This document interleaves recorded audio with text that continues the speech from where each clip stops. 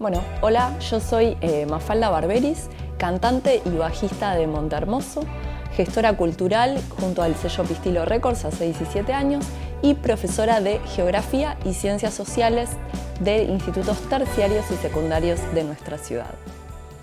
Bueno, Montehermoso nace primero como un proyecto solista mío que nace de una crisis personal en todos los niveles. Y lo busqué como una terapia alternativa. En vez de ir al psicólogo, tenía instrumentos en la sala y me puse a jugar y a canalizar todas esas emociones que eran hiper oscuras. Y bueno, eso me fue como dando un canal de expresión para sanar, y de ahí nació, bueno, puedo hacer canciones, tengo algo para decir. Y nació primero como un proyecto solista, después como un dúo y después se fue armando la banda, ¿no? Creo que a todos nos pasó, ¿no? La pandemia por arriba, y nos hizo sobre todo cuestionarnos a nivel personal, ¿no? Hacia dónde vamos, qué estamos haciendo. Entonces fue una crisis a nivel familiar con la maternidad, ¿no? Que es una carga invisible que hay que saber llegar. Y a veces satura. Yo estaba terminando de estudiar un profesorado, entonces también ahí había una sobrecarga mental de tener que estudiar, de tener que cumplir y de decir, bueno, ¿cuál va a ser mi rol en el sistema educativo en este contexto, ¿no? de pandemia? Me acuerdo de haber empezado a hacer las primeras prácticas en pandemia y era meterse en los dramas personales de cada una de las familias, hacer que esos chicos confiaran, volvieran. Así que bueno, fue una crisis a nivel persona también, porque se me ya vislumbraba a los 40 y digo, no quiero arrepentirme de no haber hecho algo, ¿no? Si tengo que hacer algo es ahora. Entonces se me quitó como esa barrera del miedo al ridículo. Digo, ya fue, no me importa más nada la mirada del otro, voy a hacer lo que yo sienta ganas de hacer. Y sentí que tenía cosas para decir. Por ahí a los 20 no, pero después de haber atravesado un par de años, digo, bueno, sí, tengo algo para decir, y la música la verdad que siempre me acompañó en mi vida, me salvó la adolescencia y me salvó en esa crisis, ¿no? de identidad y casi de existencialista, ¿no? que atravesado por la pandemia. Yo no tocaba ningún instrumento. Sí, siempre estuve por ahí, pero detrás del escenario, haciendo fotografía, filmando, produciendo eventos con la productora, el sello Pistilo Records, pero no me animaba a dar ese paso de subir al escenario. Como que no sentía la confianza o esto de, bueno, ¿y qué digo? Me subo al escenario y ¿qué hago? Así que bueno, primero empecé con un teclado que me parecía lo más fácil, pero la verdad no me animó nada. Y cuando agarré el bajo, un bajo que justo cayó ahí en la sala, lo toqué y cuando sentí el poder, la vibración sobre el piso, dije, wow, esto es lo mío, ¿no? Además también el bajo, que mucha gente dice que no se escucha, es lo que marca acá la sensación en la panza y lo que hace bailar. Y a mí me encanta bailar, entonces fue como una fusión casi perfecta. Sí, el bajo suele ser invisible porque no lleva la melodía, pero si no está o si le pifias una nota se resiente. O si los graves básicamente es lo que hacen que te conmueva, te haga bailar, te haga mover la patita de una canción o no. Montehermoso tiene momentos de baile y tiene momentos de introspección. Pueden ser bailes lentos o pueden ser bailes un poco más con un costado post-punk o punk, pero no es la idea, ¿no? del pogo extremo, ¿no? Sino de un baile que se deje llevar, que no se pierda la canción, ¿no? Y que sea como una especie más de mantra, donde las guitarras, las capas de guitarra, los efectos y las voces te lleven por paisajes y te dejes llevar con el cuerpo. Bueno, siempre hay un prejuicio con el tener que saber tocar un instrumento. En mi caso, y en bastantes áreas, en la fotografía, en el video también, siempre aprendí de una manera autodidacta, ¿no? Agarré y más o menos dije, bueno, esto suena bien con esto. Obviamente que todos me dijeron, no, pero tenés que estudiar, tenés que conocer las escalas. Y la verdad que a mí eso me abrumaba. Digo, no, creo que no tengo tiempo para todo. También a veces menos es más. Si uno tiene una herramienta para poder expresarse, bueno, empecemos por ahí. Después, si le queremos aprender y profesionalizar, bueno, le dedicamos un tiempo. Pero me parece que el primer paso es conectar con el instrumento y conectar con lo que uno tiene para decir. Creo que en este sentido Montermoso tiene una característica que es muy rara, que yo compongo las canciones desde el bajo, generalmente se compone desde la guitarra.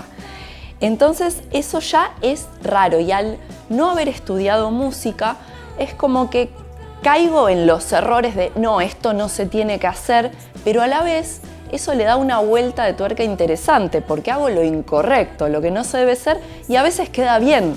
¿Por qué? Porque son caminos que si alguien estudió música no los explora, porque es lo indebido.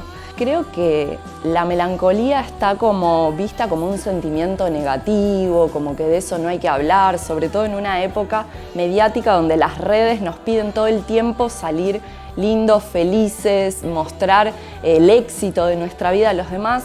Y creo que también es sano para todos mostrar que también hay sentimientos que per se no son malos, son sentimientos. Entonces, abrazar esos sentimientos negativos que tienen que ver con la vida diaria, ¿no?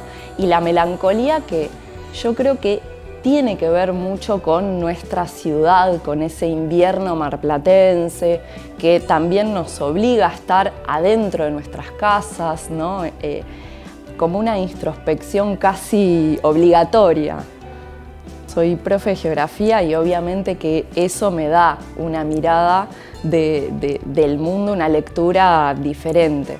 En la última canción que sacamos con Montermoso, Ciudad Vacía, lo que quise retratar es un poco el sentimiento del marplatense, porque siempre que se habla de la ciudad feliz se lo retrata desde el punto de vista del turista y no de los que habitamos este espacio.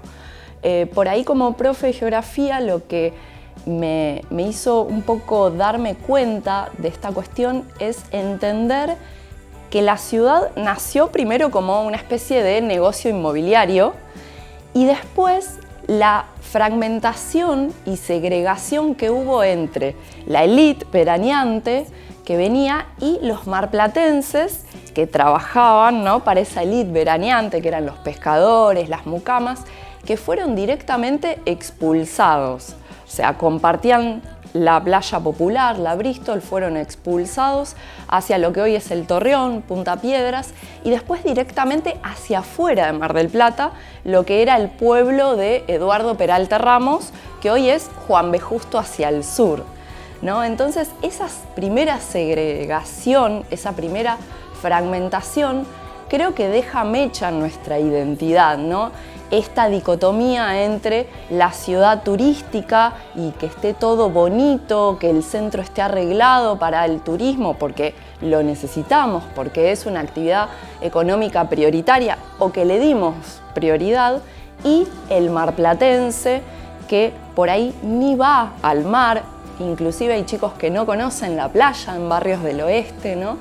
Y hablar de nuestra identidad como marplatenses, ¿no?, de primero estar trabajando cuando todo el mundo vacaciona y de tener esa sensación de que estamos invadidos, ¿no? Una invasión que la necesitamos, pero que en un punto a veces la detestamos o deseamos que ya se termine. ¿Por qué? Porque cambian nuestras lógicas. Nosotros estamos todo el invierno y cuando el clima está lindo para disfrutar la ciudad, están todos los bares llenos, todas las playas llenas, el comercio del barrio lleno, el bondi que no te para, ¿no? Entonces hay como una especie de contradicción de necesitar al turista y desear que se vaya.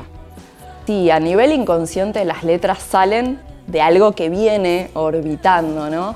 Y bueno, en este sentido, Ciudad Vacía puede tener una doble lectura, ¿no? De ciudad vacía, ¿por qué? Porque tenemos una infraestructura preparada para que habiten 3 millones de personas, pero en realidad somos 600.000 habitantes al año.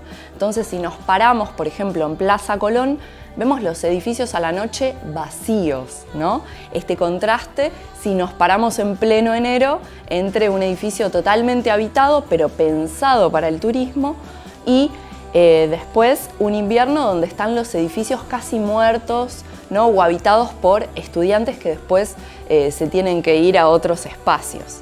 Que eso también, ¿no? Determina un poco el derecho a la vivienda, o la complicación, el déficit que hay vivienda en nuestra ciudad. Y por el otro lado, ciudad vacía en el sentido del vaciamiento identitario, porque los marplatenses nos definimos como en contraoposición a ese turista, ¿no? Por ejemplo, en el verano copan la cartelera las obras de teatro, los recitales de mainstream, de grandes bandas de todo el país, generalmente porteños, y queda poco espacio para la cultura local. Igualmente creo que hay una cultura de resistencia, ¿no? Lo vemos en el teatro independiente, lo vemos en los centros culturales que todavía resisten, ¿no? Pero sí nuestra identidad está como en contraposición al otro. No nos definimos como nosotros, sino como diferencia de lo demás, y ocupamos los pocos huecos que hay. La verdad que en este sentido estaría buenísimo que haya una política de Estado, cultural, ¿no? Como estuvo en su momento el cupo femenino, que puede ser polémico, pero que esté un cupo de artistas locales, ¿no? De dar esos espacios, ya que se van a abrir esos espacios, esos shows, ¿por qué no dar participación a la cultura local, que además es sumamente rica, ¿no? Puedo hablar en mi caso de la música, del ambiente del rock alternativo, que hubo una eclosión después de la pandemia y hay mucha música y muy buena. El tema es que pueda encontrar los canales y salir, ¿no? Del Instagram, o salir de esos pequeños conciertos entre amigos, ¿no? Igualmente, creo que Mar del Plata está en un momento muy importante, ya está en el mapa del rock nacional independiente e inclusive del latinoamericano. Me pasa a diario cuando hago el trabajo de difundir la música del sello o de mi propia banda y decir, ah, de Mar del Plata, como que ya conocen, ya tienen referencias, ya hay un punto en el mapa, ¿no? De relevancia que antes no pasaba. Antes el punto por ahí era Buenos Aires, La Plata, lo fue en su momento Mendoza con el Manso Indie, y ahora creo que Mar del Plata está posicionado en el mapa.